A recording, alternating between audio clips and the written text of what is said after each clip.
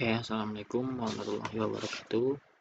Kembali lagi dengan saya Muhammad Irawandiansyah. Di sini saya akan membagikan tentang perhitungan dari plat lantai ataupun plat dari atap. Gitu. Langsung saja kita harus memperkenalkan dulu terlebih dahulu apa itu plat, dan saya juga akan menyampaikan bahwasannya di sini saya panduan awal dari struktur beton. Ya, struktur beton banyaklah, beton itu tahu dan sendiri kan. Dalam perencanaan bangunan juga, beton tuh beton bertulang, material atau komposit yang paling banyak digunakan. Nah, di sini saya sudah menjelaskan apa itu struktur beton ataupun beton bertulang tersebut di channel saya yang satunya lagi. Di sini saya akan membahas tentang plat lantai terlebih dahulu. plat plat beton lah bisa dibilang, atau bisa disingkat seperti slab. Slab itu bahasa Inggrisnya lah. Nah, plat lantai ataupun plat atap adalah elemen struktural bidang planar horizontal tipis yang berfungsi menerima beban hidup, beban mati secara langsung di atas lantai, lalu menyalurkan secara keseluruhan merata ke elemen pendukung di bawahnya, yaitu balok beton. Jadi, di atas balok, di atas kolom, itu ada yang namanya plat. Nah, kalau kurang lebih nih gambarannya seperti ini. Nah, ini plat yang di bidang horizontal yang tiduran gini. Nah, ini balok, ini kolom. Nah, lanjut, kenapa kita menghitung plat beton ini? Ya, karena untuk fungsi utamanya aja menerima beban langsung aktif manusia, barang, dan transfer beban tersebut menjadi beban garis pada balok. Jadi, agar bangunan itu grid atau kaku gitu loh, dia penyambung juga dan juga menyalurkan beban agar kita bisa menginjakkan kaki di sebuah gedung ataupun lantai.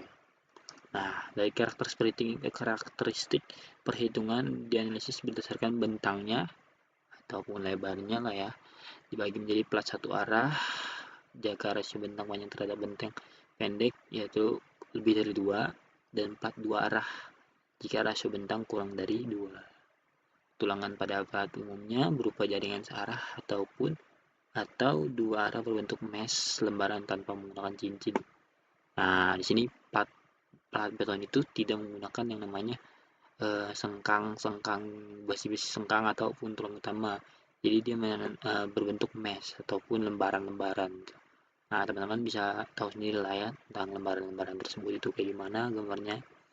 Nah, oke, langsung saja kita ke dalam perhitungannya. Di sini saya akan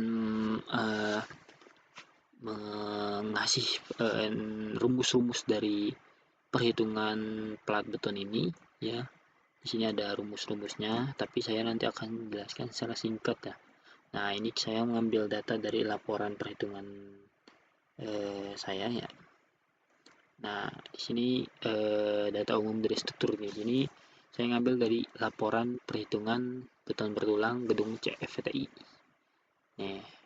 Nah, di sini menggunakan parameternya itu beton.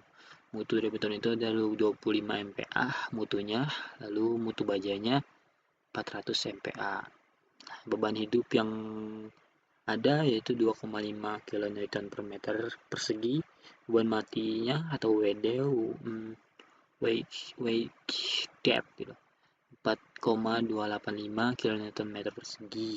Lalu beban ultimate atau beban yang direncanakan yaitu 1,2 kali WD, 1,6 dikali WL. Ini rumusnya ya. WD, ini WD kali ditambah WL ya. Jadi totalnya itu 9,142 kN persegi. Lalu reduksi lenturnya, beban lenturnya itu reduksi lenturannya untuk geserannya 0,6, beta satunya itu 0,85, lalu namanya ya besinya lah utamanya itu ya minimalnya itu 0, untuk plat dan 0,035 untuk kolom dan balok. Untuk maksimalnya itu 0,0203 untuk semuanya ya. Oke, jadi saya akan masuk ke dalam perhitungan plat lantai. Nah, tadi sudah dijelaskan plat lantai itu merupakan elemen horizontal yang menerima beban hidup mati. Nah, menyalurkan beban ke balok dan kolom. Ini berdasarkan SNI 28 Oke, ini berdasarkan tadi SNI ya, kehapus. Nah ini SNI 2857/2019. Nah, data untuk dimensi pada pembangunan plat itu kan data umum nih.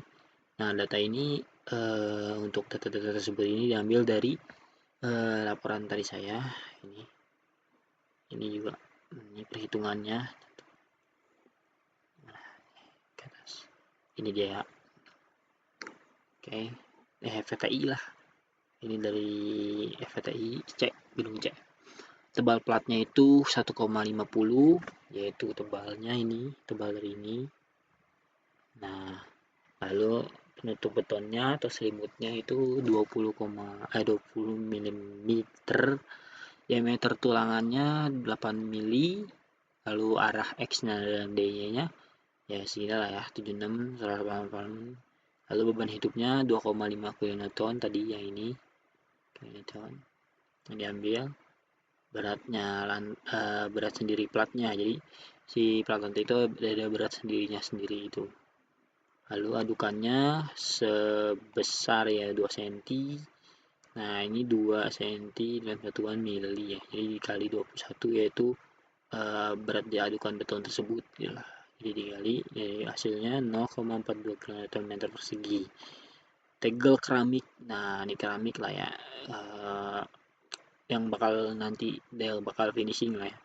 Lalu plafon pengantung, nah di plat lantai itu plat lantai dan plat atap lah ya, juga dia ada yang namanya plafon.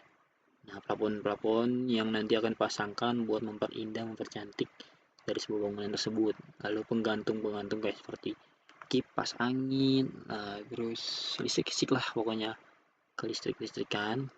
Nah, ini untuk beban ultimate-nya yang dipakai adalah 9,145 yang tadi berdasarkan data di atas ya, data umumnya. Nah, untuk alur perhitungan platnya tersebut, yaitu langkah 1 itu menentukan tipe plat. Nah, tadi tipe platnya itu satu arah atau dua arah. Nah, hitung rasionya bentang panjang terhadap bentang pendeknya. Jadi dihitung dulu, jika si lambda-nya ini lebih dari 2 tadi, dia itu plat satu arah. Nah, jika lambdanya lebih kurang dari 2, kurang dari 2 arah gitu. Lalu kita cek persyaratan gesernya. Kan tadi udah dapat misalkan tadi jadinya plat satu arah. Lalu kita cek persyaratan geser. Nah, ini rumus-rumusnya gitu. Nah, syaratnya itu FC-nya itu harus lebih dari FU gitu. Tidak perlu di tulangan geser. Gitu. Tulangan geser itu cincin ya. Nah, setelah itu langkah ketiga itu hitung momen, lapangan dan tumpuannya atau metode koefisiennya. Nah, jepit tak terduga dihasilkan yaitu namanya jepit tak terduga. Nah, hitung rasio tulangan. Jadi rasio-rasio dari tulangan yang akan digunakan. Nah, di sini langkah kelima itu hitung luas tulangan yang diperlukan. 6. Pilih diameter dan jarak tulangan. Kontrol kekuatan dari momen-momennya. Jika momen normalnya itu lebih dari momen ultimate-nya itu, ya berarti oke gitu lah. Nah, kita hasil keperhitungannya tadi ini. Ternyata oke. Sebelum ke situ juga platnya itu dibagi beberapa tipe ya, teman-teman. Gini. Nah, di sini kita menggunakan metode yang namanya amplop lah ya. Dari beberapa kasus ya. Misalkan plat A1 dia kasus 3. Yaitu dia ini ada, pokoknya nanti saya jelaskan di YouTube saya sebelumnya metode amplop itu apa. Lanjut, platnya tadi dibagi-bagi seperti ini nih. Nih, bagi-bagi. Tuh, kita bagi-bagi dulu plat-platnya. Sectionnya yaitu A1, A2, A3 ya. Langsung B1, B2, B1, B2, B1, B2 gitu. C1, C2 gitu. Nah, ini kita mencari yaitu tadi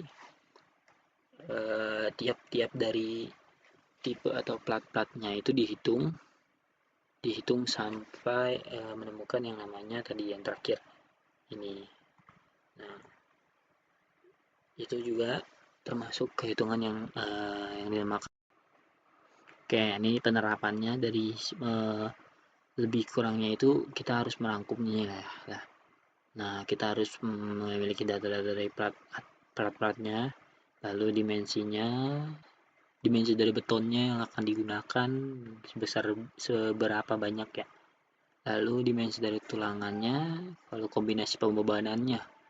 Nah, terus kita pemodelan strukturnya. Nah, setelah dimodel-modelkan dia masuk ke kasus berapa gitu. Di garis ini atau dibilang apa ya?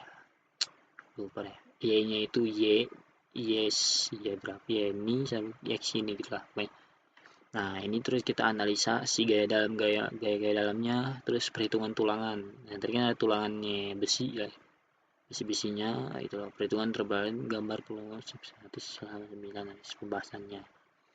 Nah, setelah itu tumpuan kita kerjakan lah ya. Nah, selesai. Nah, gambarnya ini dibagi bagi section. Biasanya ini tulangan bagi ini bidang lantainya lah ya. Nih. Nah, ini tulangan-tulangan yang digunakan gitu. Jadi gitu. Nanti saya kasih rumusnya ya. Sekian dari saya. Assalamualaikum warahmatullahi wabarakatuh.